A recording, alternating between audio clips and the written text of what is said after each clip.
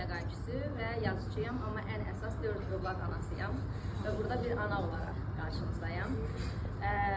Özüm İqtisad üzrə fəlsəfə doktoruyam, Kiçik Orta Biznes İnkişaf Agentliyində dərs deyirəm, iqtisadiyyatla bağlı. Amma bunu niyə görə dedim mən?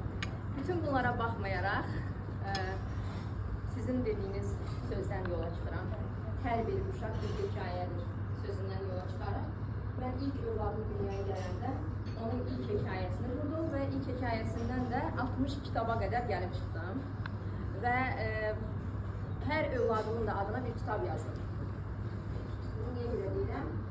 İqtisadçıyam və bu üzrə irəliləyirəm. Qazancım da oradandır.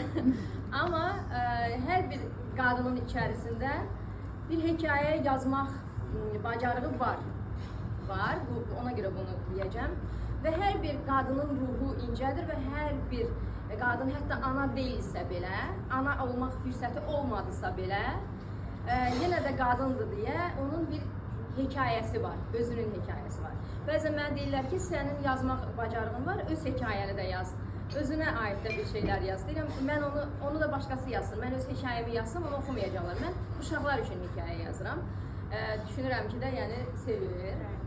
Və hər uşaq bir hekayədir və mən özümdən indi bir şey deyəcəm. Böyük oğlum 11-ci sinifdə oxuyur. Onundan başlamışam hekayəni yazmağa, onun üzərindən başlamışdım. Amma sonradan gördüm ki, 4'ü də başqa uşaqlar oldu, fərqli. Mariya İşılsı kitabım meydana gəldi, orada həşərat fobiyasına aid yazmışam. Məryəmin həşərat qorxusu var idi, o nağılı gətirib ortalığa çıxardım.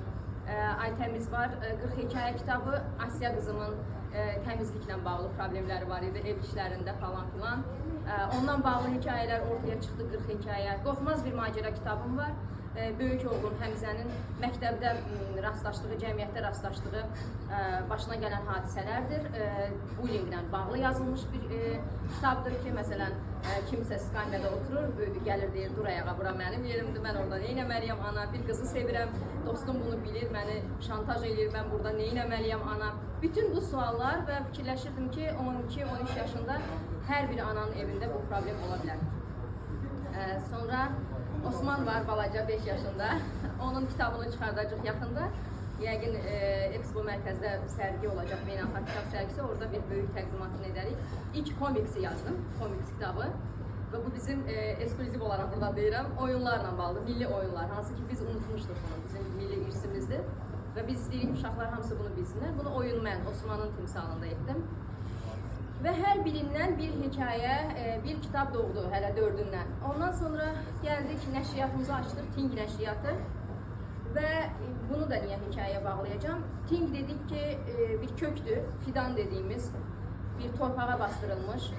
Əgər o ting sağlamdırsa, oradan çıxan ağacdan gələn meyvələr sağlam olacaq.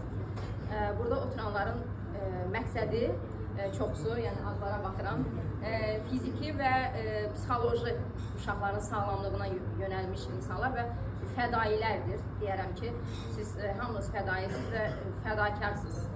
Necə mən o qələmi əlimə alıb hər bir evdə olan uşağı düşünürəm, siz də hər övladla işləyəndə yeni bir toxum qoyursunuz və o uşağın nəslini sağlam etməyə çalışırsınız. Bunun fərqindəyəm.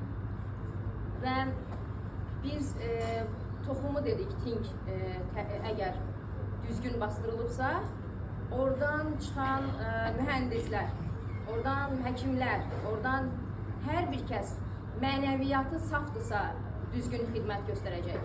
Bizə lazım deyil savadlı həkim, bizə lazım deyil savadlı mühəndis, savadlı müəllim, bizə lazımdır insan olan. Və biz öyrətdik Ting nəşriyyatının bütün kitabları ilə ki, milli mənəvi dəyərlərlə uşaqlar öyrənəcək və böyüyəcəklər.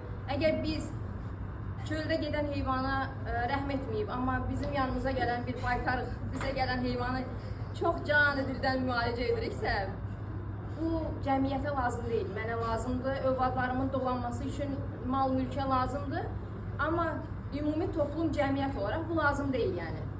Bizim övladlarımız qaçır xaricdə oxumağa. Amma yoxdursa vətən eşqi, o gedib bizi təmsil etməyəcək, o gedib bir Amerikalı olacaq, o gedib başqa bir ölkənin vətəndaşı kimi özünü göstərəcək. Biz onu göstərdik ki, bizim Qarabağ döyüşündə, Vətən müharibəsində döyüşənlər savadlı uşaqlar deyildilər, amma vətənpərvər uşaqlar idilər. Və onlar əsrlərcə qazanılmayan və əsrlərə bizi çatdıra bilən bir şeyləri bizə hədiyyə ediblər, bütün cəmiyyətə hədiyyə ediblər. Bunu yaxşı fizik olduqları üçün etmədilər, yaxşı testlər, toplular oxuduqları üçün etmədilər.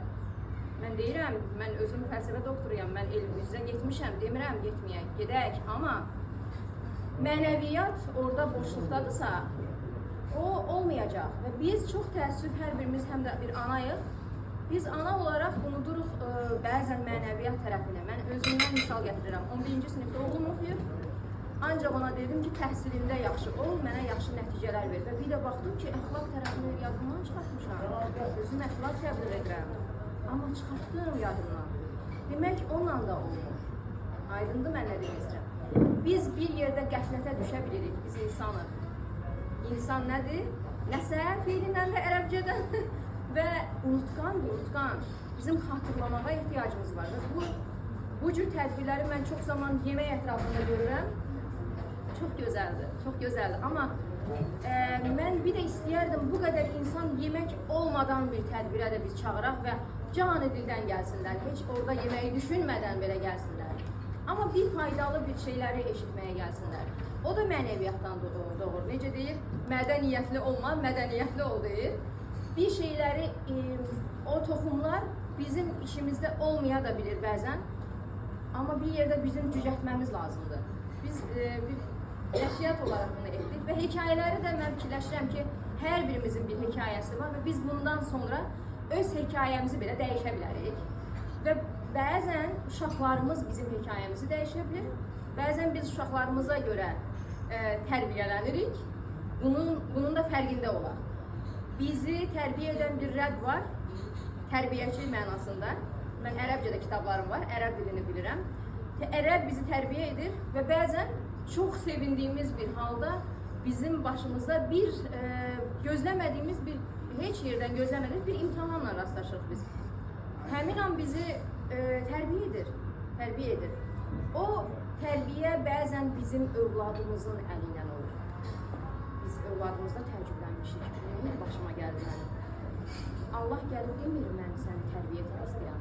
O sənin övladınla tərbiyə edir. Onun bir hekayəsi ilə səni tərbiyə edir.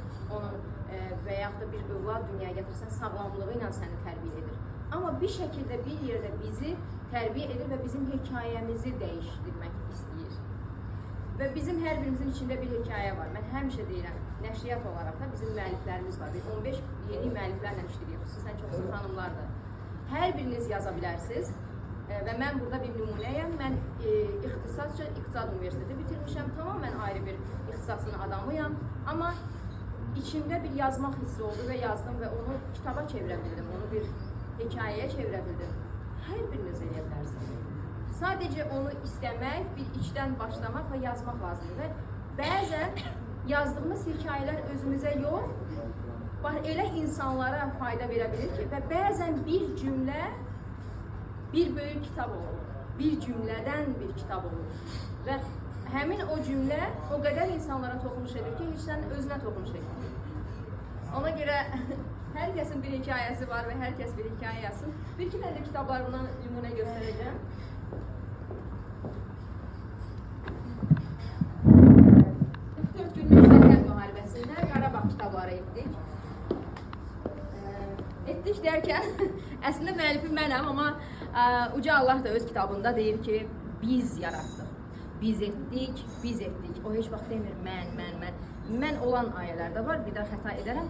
Biz dedikdə o mələkləri də nəzərdə tutur. Yəni, mən tək etmədim bunu.